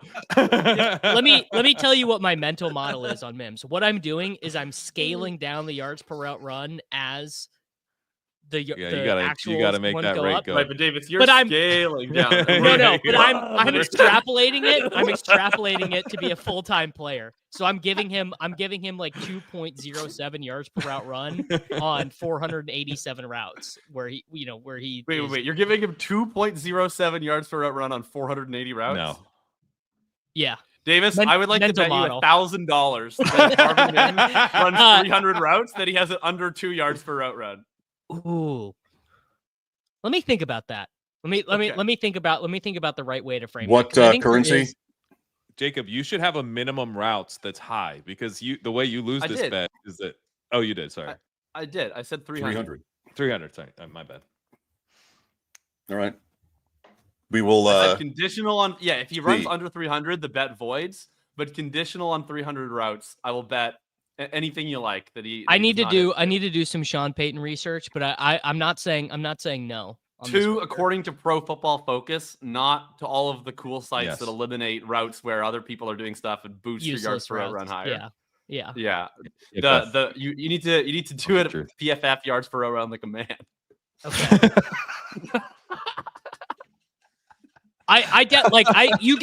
My guess is, and also I think that you're just too low on Mims's target earning potential. Like I think Peyton is seeing something, which is why he wants to play. I think that's fair. Mims being out there that much was bullish. Like, yeah, I raised him up. Yeah. 1 week ago, the joke on Peyton was how no matter what we think, he's going to use 7 different receivers all the time and kill us all. I also think Peyton's preseason usage is historically weird. Like last year, remember there was like a period where like P. Ryan was playing with the ones. We're like, are they not going to cut him? And then it was like a week later, it's like, yeah, he's cut. And Tim Patrick was playing with the ones, and then he got traded to the Lions immediately. Like there's some weird stuff, but I will be very fair to you, Davis. Even if I'm 100% correct about Mims' limitations, and he is nowhere near the same player on an expanded role, obviously it's not like he's going to earn 0 targets on an additional 15 routes per game. Like even if he's like whatever he is on his current role, and then he is like a 12% targets per route run on whatever additional real boy routes, like that's still an extra 2 targets per game. I mean, Mims ran 206 routes last year and had a 2.57 yards per route run. So 300 seems. Yeah. So how many yards did he have last year? More than Devon Vele, I hope. You don't have it? Just barely. 503. 503. And you said he ran 207 routes, but he'll run 300 this year. So 503 divided by 300, 1.67. I gave him 0 yards on the other routes. If I gave him 0. That's mean. I think you know what I feel pretty confident in is I feel pretty confident Marvin Mims can do a Lance Moore season in the Sean Payton offense, and those are super valuable at what he costs. If he was wide receiver 47, sure, don't take him over Michael Pittman Jr. But come on, to some degree, you are holding his efficiency. Like if he would have had a 1.97 yards per route run last year, would you be making the same dogmatic argument? Yes, I would just be less interested. This is why, like, look, Leone never has bad takes, but like the one tweet that he did was bad. Like, I don't dislike him because he had a high yards per route run. I dislike him because I don't think he can play wide receiver based on the lack of routes. It's also crowded as hell. Reception data and Sean Payton's history, like that's the issue. I would like him. It's not crowded though. What I'm saying is that Devon Vele it's always crowded when Sean Payton's the coach. Yeah. It's always crowded. You know he's going to run a rotation of these guys. And Vele was being reported as the starter, but he lost his helmet too. And Troy Franklin's had a really good camp. And they just drafted Pat Bryant. So the bad news about Pat Bryant. Yeah, I think we maybe had a little too much Pat Bryant, but yeah, that's unfortunate. At the end of the season, he could be something. Who knows? Anything could happen. He could be anything. Even Marvin Mims. I do fear that Pat Bryant might be one of the crappy Pats. Yeah. He might be a crappy Pat. Yeah, I think he's a crappy Pat. Where are all the Broncos talk helmets? About the Ben Albright helmet stuff. Like, look, I didn't want to tweet about it because Albright follows me on Twitter and famously quote tweets people. So I was kind of scared. He could clip this and tweet that. That's fine. Clip me, Ben. Like the idea that like you are coping so hard for your take that you were like, actually Dobbins was supposed to start, but he forgot his helmet, and that's why he came into the game on the third play for a third down snap and then subbed back out, and then Harvey went back out is so preposterous. Like this man's dog ate his homework for fucking breakfast, lunch, and dinner, and he was like, he forgot his helmet. I was actually correct, but he forgot his helmet. And then in week 1, when RJ Harvey has like 18 carries, he's gonna be like, look, man, butterfly effect. If J.K. Dobbins remembered his helmet, he would have been out there the whole time. Clearly, I was right, and people don't understand this. Like, get the fuck out of here. It was not his best. It was all-time cope. I'm not sure anyone's ever coped harder than J.K. Dobbins forgot his helmet. I'm gonna try when we talk about Jaden Reed, but like I don't think I'll be able to top it. For the listeners, when Jacob started down that path, Davis got up and left, and right as he ended, Davis sat right back down and hit the button. Just like I was listening. I knew about the time. I knew about the time that would take. That's a radio veteran. It's going to be a 45-second clip. I'll be back in 45 seconds. We do have a super chat asking for a riser in Davis's ranks. Waddle, where are you guys at on Waddle these days? I know Jacob, you like Waddle, so you're probably with Davis on the rank. Yeah, I've had Waddle, had a Smith for a while. Love Waddle. Wish we had him on the main event team, but we don't. But that's fine. There's always Monday. There's always Monday, and Jalen Waddle will always have my vote. I mean, the vibes on Tyreek are terrible. He's injured with like 2 different things. He apparently Tua says it will take a lot to repair their relationship, and then he decided to write the Hitchhiker's Guide to Running Back this year. To correct a short yardage. He only did one team, and it's the team he's on. That's funny. Yeah. Tyreek Hill is on our Fallers list. Let's run that down while we're here on the Dolphins. Yeah. A lot of these guys we've talked about already. At the top, a 30% dip. Rashee Rice.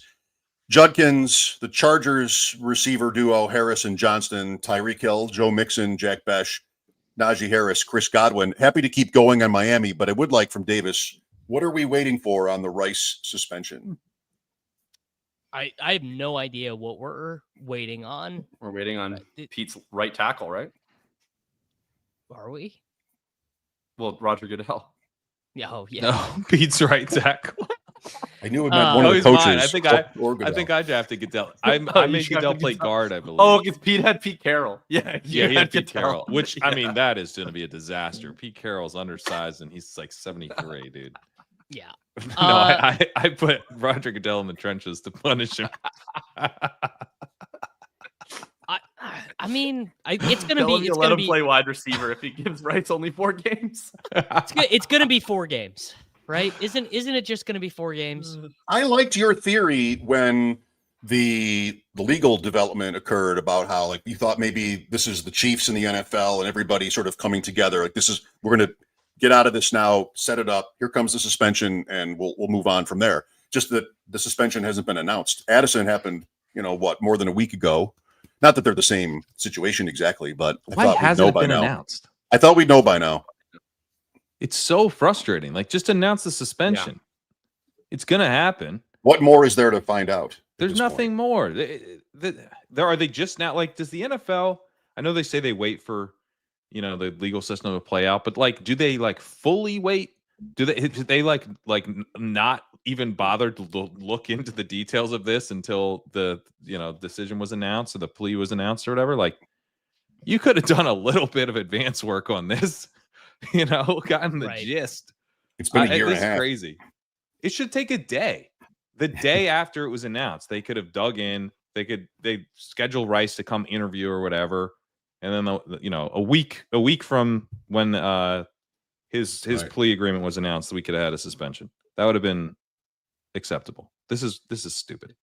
It's so upsetting because we all know what's going to happen, which is that even though everyone knows that Rashee Rice is going to get suspended, that like probably between 4 and 6 games, that when he gets suspended between 4 and 6 games, his ADP will plummet and he will be on the Fallers list, even though we all know what's going to happen. And so I don't want to draft him that much right now outside of time box contests because I'm expecting this fall and I want to just windmill in bottom price Rashee Rice in like my last 25 BBMs, but we just have to wait on Pat's right guard to lay down the law. Yeah, though he will fall though. I think he will fall because I think it's maybe a 2-gamer he doesn't fall. This is what I was kind of saying yesterday on Best Ball Breakfast. I think a 2-gamer he doesn't fall, but anything more he does fall. He's got to get more. He's got to get more than 2 games. I think he gets 4. My guess is 4. Or at least. I still think 6, but yeah, me too. He's going to fall a lot on 6. Yeah. We have a lot. I mean, he's going to fall because like Addison, we've known Addison was getting a 3-game suspension this year for like a year and a half, and he still fell. Yeah. Any games he will fall is like so insane, but also probably correct. Yeah. Like that is probably just true. My 2 games he won't fall is giving the market so much more respect than it's earned. Yeah. Yeah. So you're right. Consigliere is probably right. It's any suspend as soon as it's announced he's going to fall, which makes him harder to draft. I really only draft him in the 5th. Some of the time back stuff I'll take him in the late 4th. Yeah. We've got a lot. The Great Dane, especially because it's advanced 4 to 12, time boxed. Like I took him in the 4th in that contest. Mm-hmm. We've got a few more slides and not a ton of time. Let's see what we can get through here. The first round, Pat, you and I talked about this a little bit yesterday after the Matthew Stafford news. Slight uptick for CeeDee Lamb, Malik Neighbors, a little bit down for Jefferson and Puka, and then also Genty right at that 1-2 turn. Any big picture first round strategy thoughts here? I feel like you can just do anything you want. I mean, especially late. Not really. I take the. Yeah, right. I'm taking my first round strategy right now is I'm in a puppy 3. I'm taking more Gibbs. That's like it's sort of aligning. It's nothing special about the puppy 3, but it's just like my Gibbs take aligning with a new tournament. And I'm just like, in this tournament, I'm just going to take more Gibbs, make sure I'm overweight on Gibbs this year, even if it means being a little underweight. Bijan. And yeah, that's like kind of the only weird thing I'm doing in the first round right now. I've been doing that for a while. I've been like slightly out of market on Gibbs and BBM, but then every time there's like a big dollar low entry contest, like the Husky, the Chow Chow, the Great Dane, all that stuff. Every time I have a pick at 2 or later and Gibbs is on, I just take Gibbs every single time in those, like the Bulldog, whatever else. So my like dollar percentage on Gibbs is probably at like 30%, but my actual percentage is like 14%. How panicked is everybody on Puka with Matthew Stafford trying several experimental procedures and essentially cosplaying as like a member of the Roy family? I mean, it went from like being pretty low to like like a 6, maybe a 7. Like that did not matter to me, but what mattered to me was that he went from, oh, I'm going to be ready to practice on Monday to, oh, my body, like I can't practice. The Airstream with the red light therapy in it, that is like nothing to me. I mean, that just sounds like a good Monday. I'd love for that thing to show up to my house. But apparently, because I was listening to Jordan Rodriguez yesterday, she said that was like a scheduled thing that they're like. It was like for the using. team. It's for the whole team. Yes. And it just happened to be the day that Stafford was. Now, maybe they scheduled for that day just in case. I don't know. But it wasn't there for Stafford. Right in the space shuttle. It was the thing he ended up doing instead of practicing, which only heightened the concern about him not practicing. But it wasn't like they specifically brought him this giant medical device. Yeah, that's a blue tent right there. That is a blue tent. It's just not ideal that like Stafford threw on Saturday and they were like, it went great. He's going to be there on Monday. And then instead of throwing on Monday as planned, he like basically went into the cryogenic sleep from Interstellar, waiting for the other people to get from the planet with the massive wave. And then it was like, oh, it was 10 seconds for me and it's been 25 years for you. And like that concerns me a lot. Yeah. Is that not, so he's not down on the planet with the gravity, because that would be good. Then he's actually aging slower.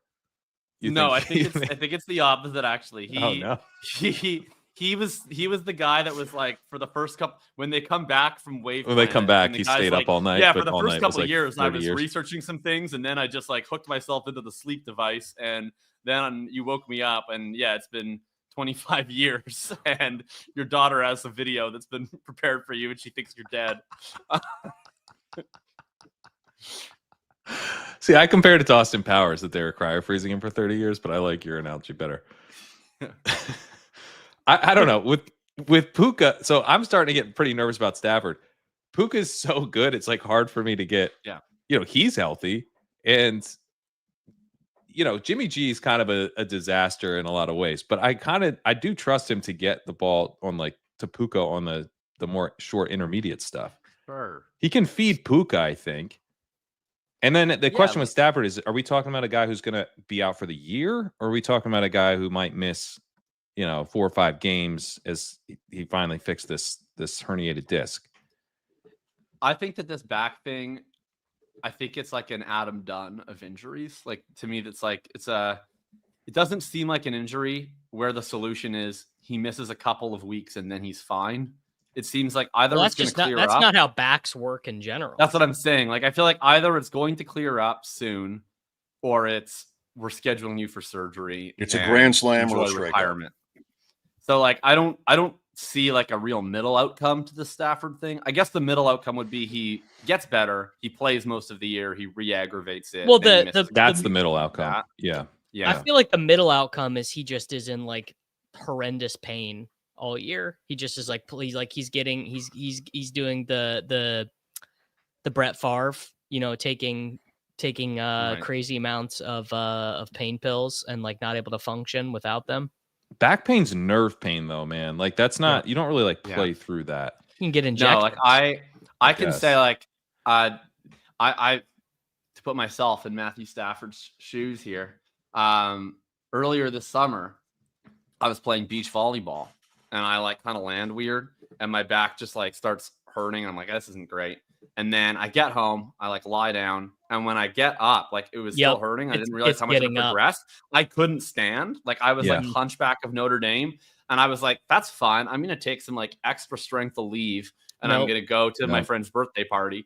And then I like went and I was like hunched over like this the whole time. And then I like got my friend to give me a massage. I took more pain pills. And what ended up happening was I just like passed out from the pain and vomited in her toilet. And I didn't go out dancing. And then I couldn't move for like 2 days. So that's the unfortunate reality of back pain. Like, I don't think you can like grit through it in the way you can. I've also like, herniated disc. It sucks. I could not walk. Yeah. I like had to hobble down. I went down. luckily it wasn't all that serious. I did some physical therapy. You're good. But like, I don't know. Look at you I young guess I guys could with your see- back stuff. Yeah, I was Man. cleaning the house and I slipped the disc. It's so Oh, dumb. But God. yeah. But I don't know. I guess what the question is to me is how seriously in pain is he? Is he feeling like some discomfort? And they're basically like, here's the optimistic case, I would say. He's in some discomfort. It's a back. You don't mess with his back. If he's not ready, there's no point in having him risk re-injury now. Mm-hmm. He knows the offense inside and out. Like just wait until the very last second for him to actually get out there and play real football so that you don't ruin an entire season by creating a really bad injury. He doesn't have a really bad injury now, but it's just he can't quite get over the hump to feel like, okay, I'm back to being at 100%, and they're just being correctly cautious with it. I think that case is getting harder and harder to make, but that would be the optimistic case, I think. Yes.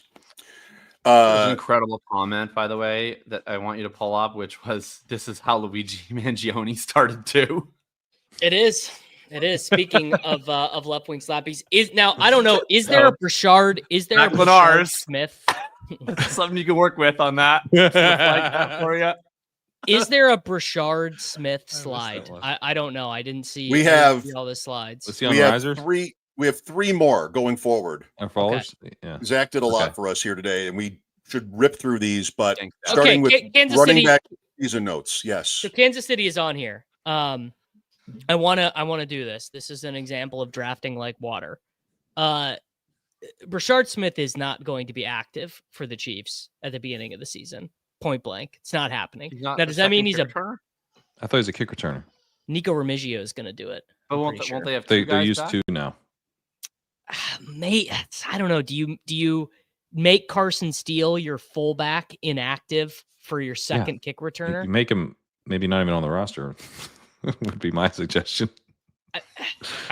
I don't know, man. That Thinking Carson steal a roster spot for Mr. Smith. You know what? I guess Elijah I guess Mitchell's maybe getting cut.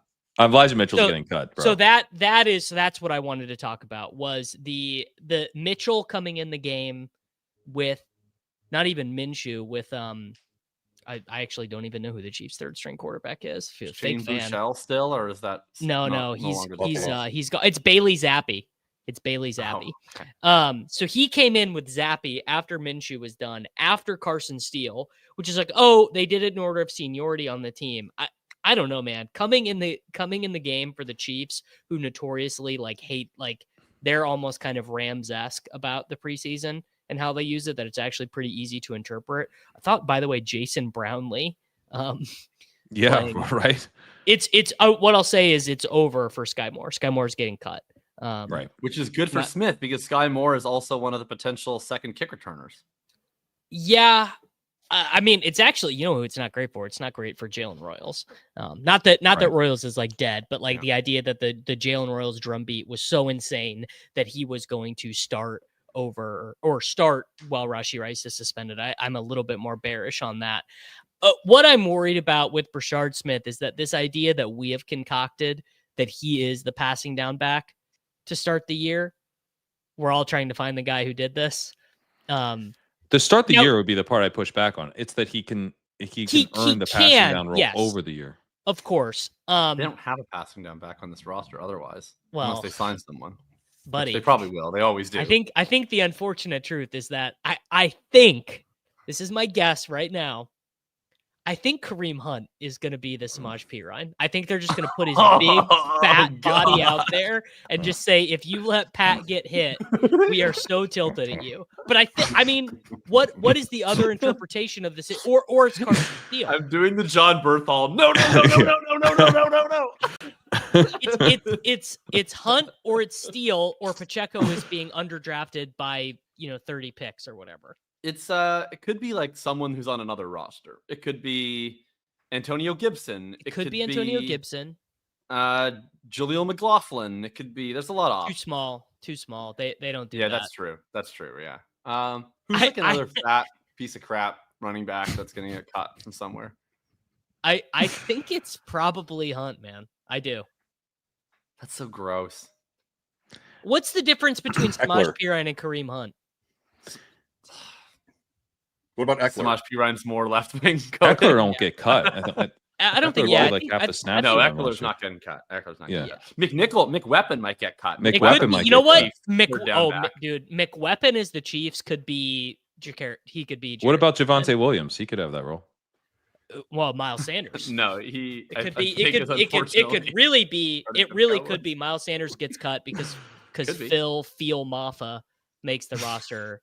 and Phil Miles Maffa Sanders- beating you out They're is the end. feeling You need to Phil. retire. Do you guys get the? Do you guys see the quote going around about Javonte today? They asked. Like, what does Javonte offer? And the coach was like, Wisdom. he's got a lot of wisdom. He's sagacious. Offers a lot of experience. Like, it's just like, and that's the same thing they said about Miles Sanders. Like, it's so bearish. On yet you won't Javonte. take Jaden Blue ahead of take Bigsby. Davis, why are you so low on Jaden Blue? I take plenty of Jaden Blue. I was the one who had to tell you about. Like, I was the one who had to convince you to take Jaden Blue. Not letting. Yeah, you, but then letting you now declare you're the drafting victory. Keenan Allen. You got so much Keenan Allen, you can't even I'm just bother with both. I'm a rational, reasonable market participant. You got blue balls. I just like I will say I'm in a my market personal participant. in my personal play, I have been selecting Brashard Smith at a far lower frequency. Davis, the market. I lowered him a bit. But I still think the Brashard Smith thing, we got excited about, maybe he's got a path to just being the third down back out of the gate. And then it's like, oh, he's not going to be the third down It back just out of the snaps gate. back to reality, which was always something that was going to come on over the course of the season. but the reality now is like, oh, well, he's not the third down back out of the gate, and now like he's going undrafted again a bunch. But the stuff on Mitchell has been consistently bearish. So Beat reporters bearish. saying that like he does not look like the guy when he was he's actually getting- fast in San Francisco. He's getting cut. He's getting cut. He's getting cut. So He's we're getting talking about Smith making this roster as a kick returner. I think being active as the kick returner on game day would be my guess. As since they're going to have two. What if they stuck Kareem Hunt back there? How offended would you be? Oh, I'd be pretty offended. I'd be more offended than if him. And then the other thing is, okay, Kareem Hunt's their passing down back for week 1 and 2 and 3. Great. You're telling me I've got the rookie made the roster. He's active as a kick returner. You're gonna be seeing him on Sundays, and you're also gonna be seeing Kareem Hunt and just how washed he is. That's a nice path for me if I'm betting on a guy to get more work over the course of the season.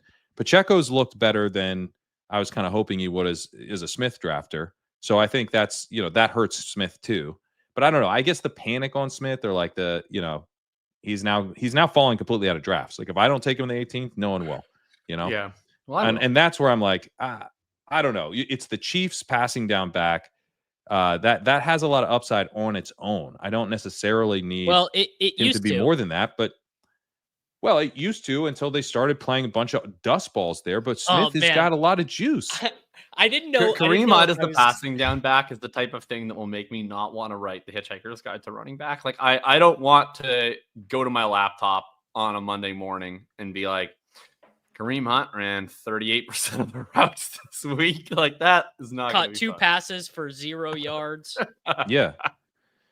Well, look, I mean, you had dead legs McKinnon there. You got P Ryan there, who's washed. Like, yeah, of course, it's not that much value. But if anything, it should have more value given the current construction of the team because they pass short constantly.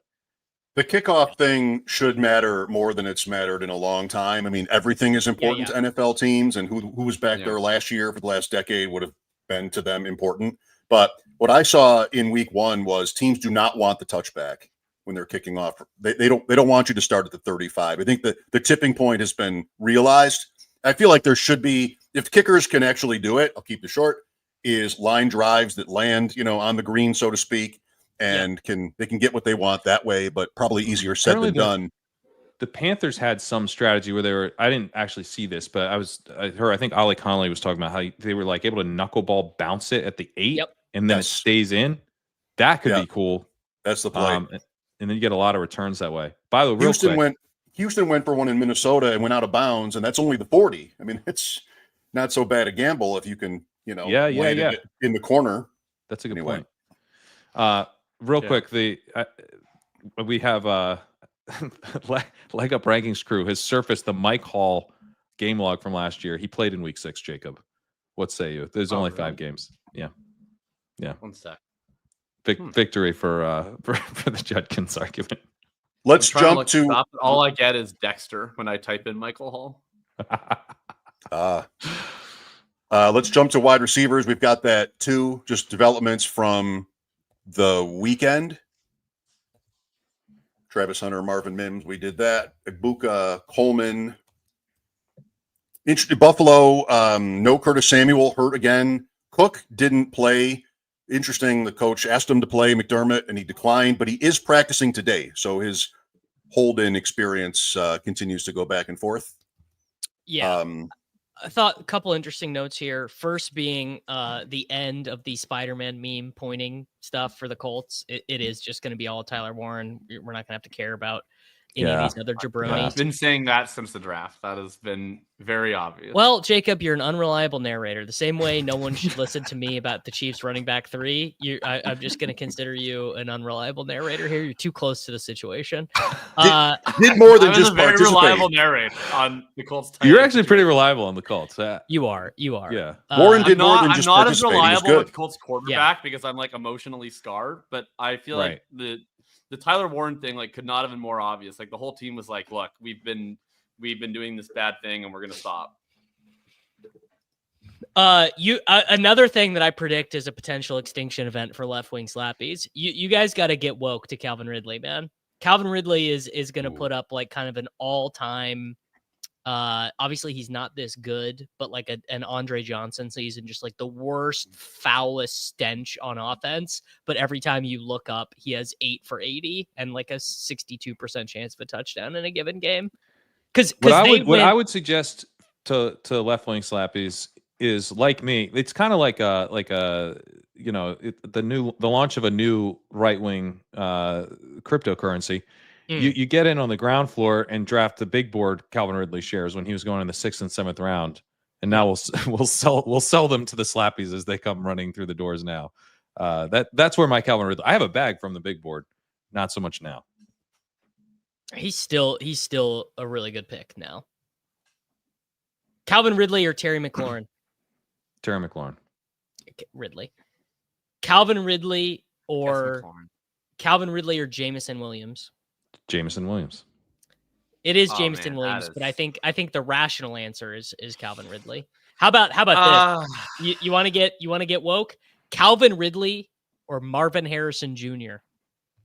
Marvin Harrison Jr. Well, Marvin Harrison Jr. is the answer, but if I had to bet strictly on if I wasn't playing fantasy football, and the bet was just who will score more fantasy points, and I had to bet $100 on one or the other, I would pick Calvin Ridley. Yeah. Sure, but that's not the game we're playing. Look, obviously that is the game that 85% of fantasy players. That's right. You're right. More points equals a win.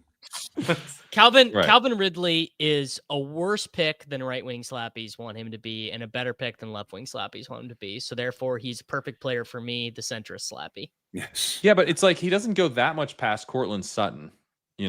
I'd rather just see, and to me, Cortland and Sutton. this is because of my Mims baggage, my Mims priors. But I'm happy to take Calvin Ridley ahead of Cortland Sutton. All right, that is interesting. I mean, I don't take either of them, so I guess there's no one on the Titans roster who can earn targets. No one. They went full boomer with the offense. They went Van Jefferson to Alec Ayumanor. Well, I don't know. We should be woke to him. Yeah, he's Titans, not past Van Jefferson. Van Jefferson's at X but he's getting rave reviews in camp all the time. He's got cool videos of him dicing up Buccaneers. People love to say rave reviews. Look, he's the only guy ahead of him right now is Van Jefferson. We're moving ahead. He's Canadian. He is Can Canadian. Jacob be trusted on this market? Oh, but am I an unreliable narrator on Canadians? Is that Yeah, is you that might what be. it is? You might be because you just said Ivanor's getting rave reviews in camp, and then he was behind Van Jefferson. I'm here in my St. Did he forget his Catharines, helmet? Ontario lacrosse bucket hat Yeah, today. I out Sigmund I have Bloom for the sources that bucket hat. say he forgot his helmet. He left his home in Canada. That's gonna be There's- every take I get wrong this entire offseason. I'm just gonna be like, "Look, he forgot his helmet." He forgot his helmet. Some why, nice why did moments. Brashard Smith not make the team? Well, he left his helmet away from Kansas City. He had to hop on a plane to go get it. And when he got back, they'd already finalized the roster. Customs seized his helmet. Exactly. Custom seized Yeah. it. Yeah. Some nice moments for a few rookie quarterbacks. Jackson Dart looked good in Buffalo. Tyler Shough up and down. I guess that may be generous. Sanders, nice night in Carolina, and then Richardson. Well, the injury. Yeah. Anthony Richardson.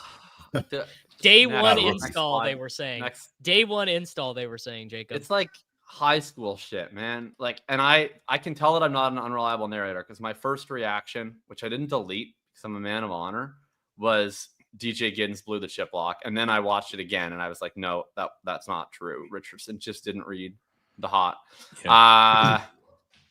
Yeah, like that's one where it's just like the two things about Anthony Richardson that you hate the most if you're a coach is like, one, doesn't really know how to play quarterback, and two, he's always injured. And then he managed to injure himself by not knowing how to play quarterback. And that's just, I love that just he's not the good. most inaccurate passer. Probably, Well, we've that's the other seen issue. in years since Tim Tebow, probably, and that wasn't on your list. Yeah, The that is inaccurate- also- It's covered by the first. It's kind of covered by the first one, Well, not knowing how to from play the- quarterback and not being able to play quarterback are different. I guess. Right. There are three major issues. One is that he can't throw. Two is that he Yeah. can't play the position. Three is that he's Yeah. never healthy or available.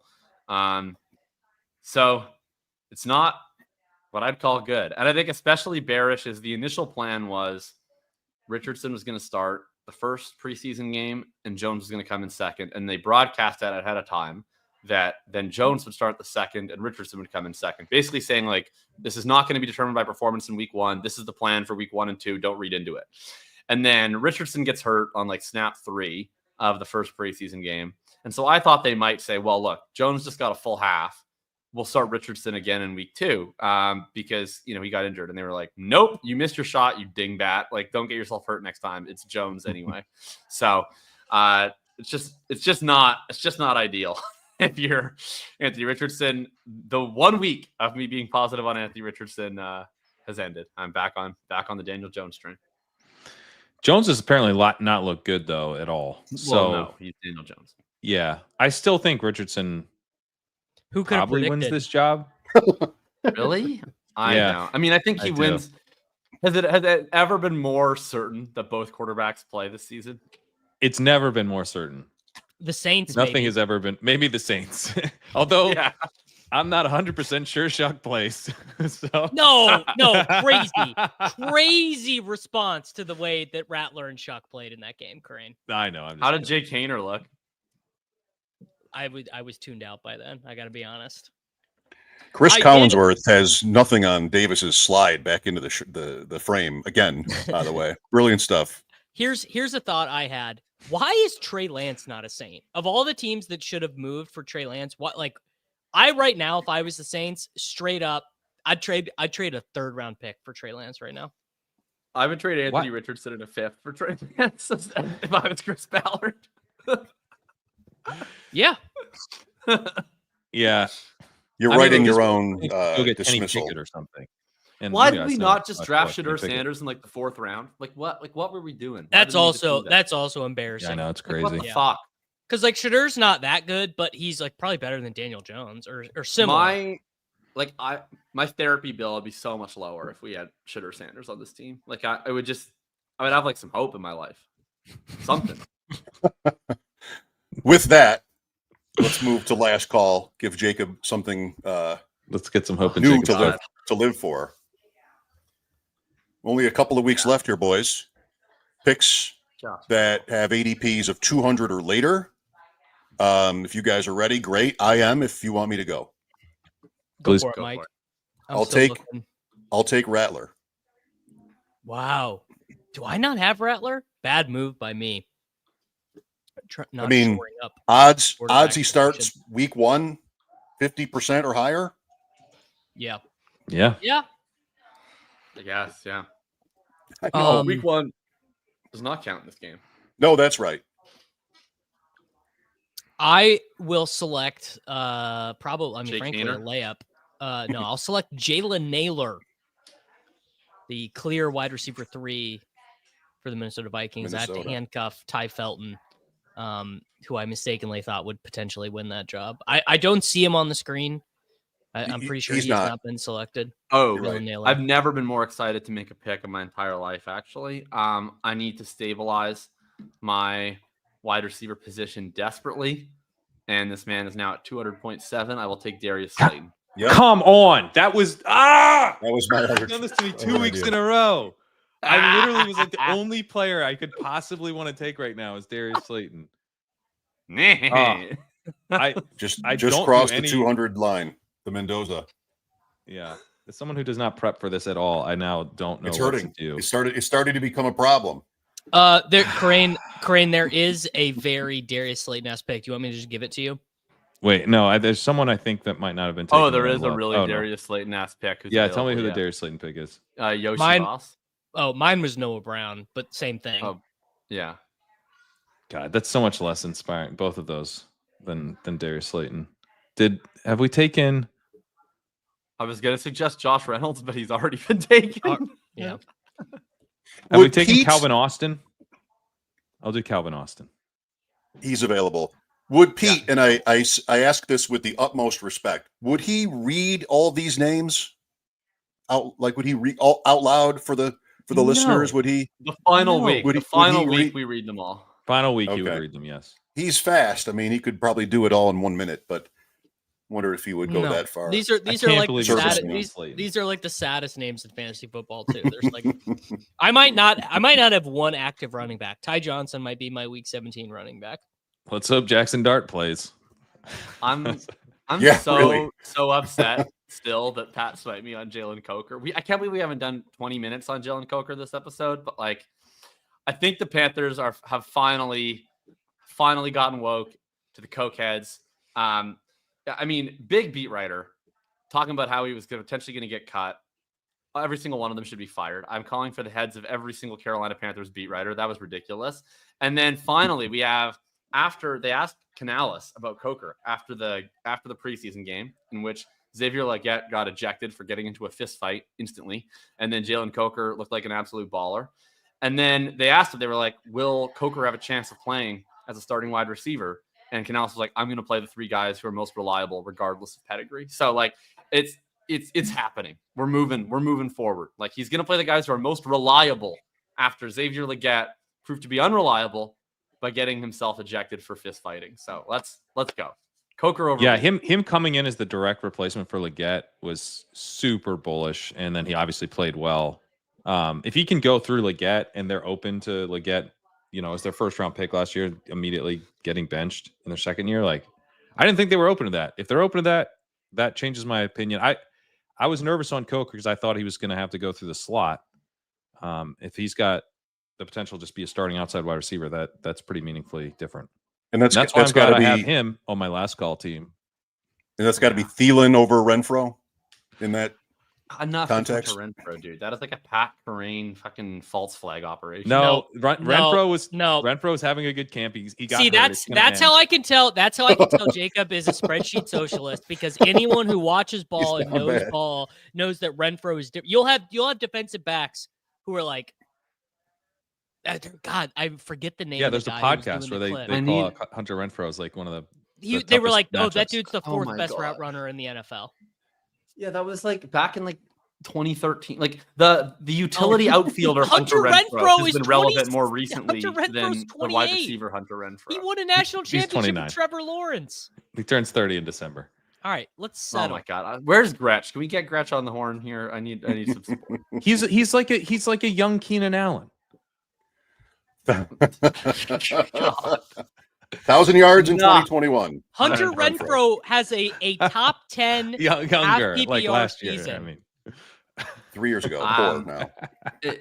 Seriously though, if you are Xavier Leggett and you are like a probably bad player who is only a starting wide receiver, let's just be honest, because you were drafted in the first round, and you were to say 100%. like, what is the thing you shouldn't do to jeopardize this precarious position? It would be like immediately get into a brawl on the field and get ejected. Like that would be high on my list of things I wouldn't recommend. What do you think? Do you think the guy was like, "You're about to get benched for Jalen Coker, bro," and he's like, and then yeah, probably got ejected. Actually, he was like leg up, just moved you down to pick 182, and then I haven't seen you once. You don't even exist to me when I play best ball. Yeah, you're not in my queue, bro. Calvin Ridley not in Jacob's queue. Renfrow not in his queue. DJ Moore. Calvin Ridley has gotten into my queue. He's entered my queue. Okay. All right. Calvin Ridley, yeah, I will take Ridley under the right circumstances. I need a couple running backs. I need to be like, I could really use a receiver who's going to play. But he's got some utility. I don't see the point of like Ridley's not going to be the guy who you need this year. I don't think. I guess it's possible if Ward is like the absolute truth. What if Ward is CJ Stroud? Well, that would be sweet. My issue with Ridley is not really with Ridley. It's just like he unfortunately goes at one of the spots in the draft where I have the most other players I like. Right. Like I'll be honest, I would actually draft more Calvin Ridley, and I know this makes no sense, but if Calvin Ridley's ADP was 38, I would draft more Calvin Ridley. Mm-hmm. But like I find everyone in that range so unappealing. But then I get to that fifth round area, and it's like Trevion's there, and Hunter's there, and Waddle's there, and Pickens sometimes, and Ken Walker, and Hart. Like it's just all of the guys that I want the most, and Ridley's rarely the one that I want the most out of all of them. Olave, you're still on Olave too, right? Yeah, he goes later, so he's not. You can get him in the sixth. But I definitely like Olave. In the Jacob, are you a Shaheed, bro? No, I mean I'm less like maybe anti-Shaheed than some of your other compatriots, but I'm far more to the Pete and Pat side than you and your camo shirt when it comes to Rashee Shaheed. You'd be proud of me though. Not only have I capitulated begrudgingly on Matthew Golden, but I had to like force Ron and Liam to take Matthew Golden on our main event stream. And I felt like an out-of-body experience, but I was like, it was Matthew Golden or Mark Andrews as our second tight end. And I was like dragging them to Matthew Golden. Things were looking up between Jacob and Davis with the Ridley comments, but then back the other way on Shaheed. And that's how it'll have to end for today. But he won me back by putting away his spreadsheet and just only caring about fantasy points. Good. We got somewhere. All right, wait. Famously recorded on a spreadsheet. Wait. 3 seconds before we end here. People are saying ETN just got traded. Wait, what? For real? He didn't. No. They're okay. Everyone's lying. Jesus Christ. I've seen is that apparently Travis Etienne was supposed to speak at a press conference today and then didn't, and people are interpreting that as though a trade has been agreed to when that seems incredibly unlikely. I think it's actually more likely that he forgot his helmet. That I would disagree with. Okay, so then Tank tweeted after ETN no-showed. Well, so that's 12 queasy emojis, 1 lying face emoji. Wait, what? Oh, I'm seeing this. So like that could mean that Tank Bigsby has been traded. That could mean that ETN has been traded. That could mean that Tank Bigsby like had a bad experience at Chipotle. There was a fight at practice also. Oh. It's an hour ago. This tweet from Bigsby. It's an hour ago. Weren't they still practicing an hour ago? Yeah, guys. What if we like? What if we just end we're just spreading misinformation at this point. No, we're actually providing the full color and context. Actually, do you guys have any thoughts on Jordan Love's? Know the context. Ligament. Expected to be ready for week 1. It's on his non-throwing hand, and he's coming up. He's practicing next week. That is a true come up for air situation. Jacory Croskey-Merritt status changed to questionable. Let's get out of here. Yeah, I would say think Bigsby tweeting while the practice was ongoing is probably the best reason. That's push him pretty down to bearish, 150s. actually. Yeah, That's not ideal. pretty bearish. Who knows? Yeah. Pat, what's next for you?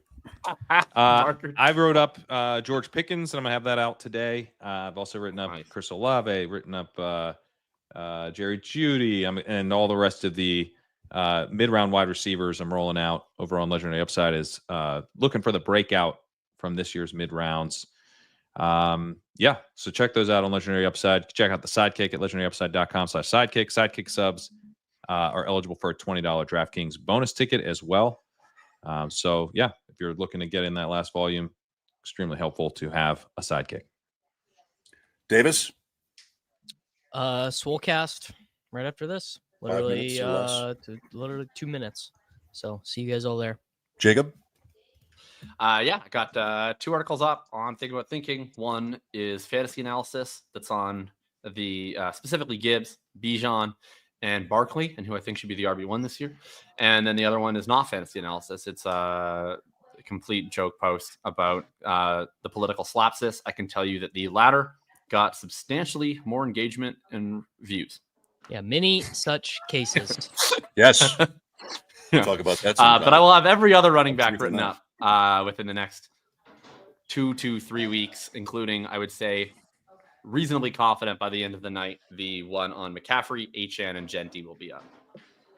Catch me on the Odyssey app, WGR in Buffalo, weekdays 3 to 7, and catch us next Monday night, 7 o'clock Eastern, for our main event draft. We will not be here next Tuesday. Thank you, everybody, for watching and listening, and so long.